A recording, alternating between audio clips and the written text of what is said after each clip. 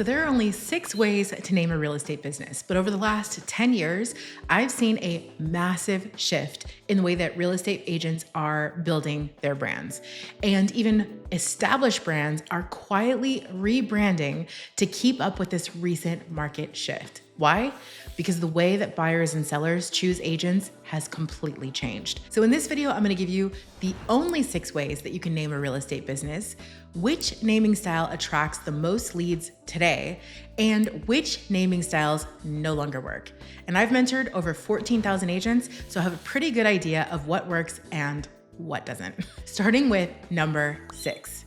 So now these names are literally the ones that describe what your company does. So think real estate maximums, which you probably know better as RE/MAX. So these kind of names were huge in the 70s and the 80s, and it worked back then because people were still getting used to the idea of brand name recognition in real estate. But today, descriptive names like real estate maximums often fall flat. They're obvious, they're bland, and worst of all, they're forgettable. Kind of like green carpet and shag rugs. So real estate maximums is something that they used before, but now it doesn't really work as much, which is probably why they go by RE/MAX, because honestly, real estate maximum sounds kind of like a generic prescription medication. That leads me to number 5.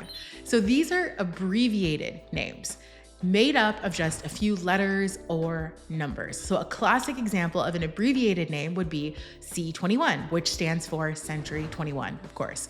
So these kind of names were popular in the corporate era of real estate.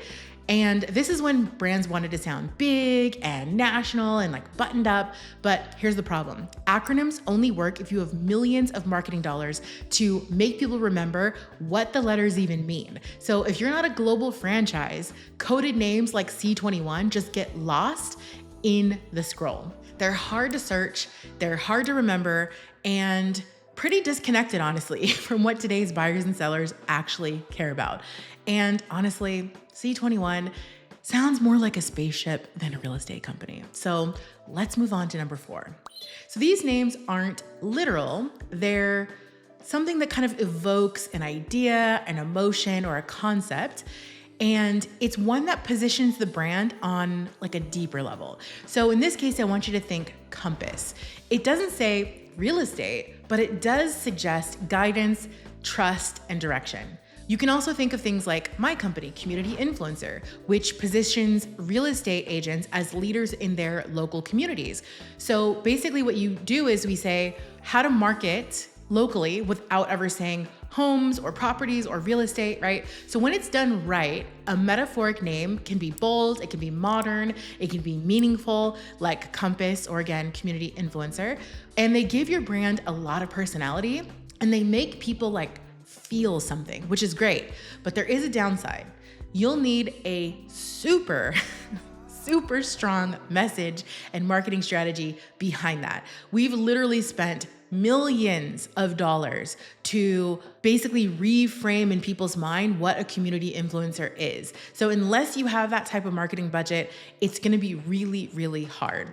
People just may not get it right away, and it may cause more confusion with your leads instead of attracting your leads. So it might be a situation where it's like, do they sell houses or scented candles? So number 3, these are names that are completely made up out of thin air. And a great example of that is eXp Realty. So it's not an actual word. The founders literally made it up describing their business, and they noticed when they were using all of these descriptive words to describe their business, all of the words just happen to start with E, X, and P. So they shortened it and the brand name eXp Realty was born. So these made up names are great if you want to sound innovative or tech forward, but they come with a strong warning. If your name means nothing, because you literally just made it up, you're gonna have to spend time and energy teaching people what your brand is all about. So if you go that route and make something up from scratch, just make sure that it doesn't sound like a Wi-Fi password. Number 2, this is the most traditional naming style, like by far. And this is where the company is simply just named after the founder. Think Keller Williams Realty. Or if I were to name my real estate business, Aarin Chung Real Estate. It sounds personal, it sounds professional, but the truth is, no one knows your name. So unless you're already famous, business names after the founder doesn't always build trust. In fact, it probably won't because no one knows your name. It actually can create more confusion, especially online where people are already searching for neighborhoods, not last names. So while this style might feel comfortable or familiar because people have always been doing it, it's really, really outdated. And it worked when we had the yellow pages where people would search by name, but it doesn't always work in a world where we search online for things, right? Like topics. So that's why most agents have secretly and quietly transitioned to the final way to name your business. And that leads me to number 1.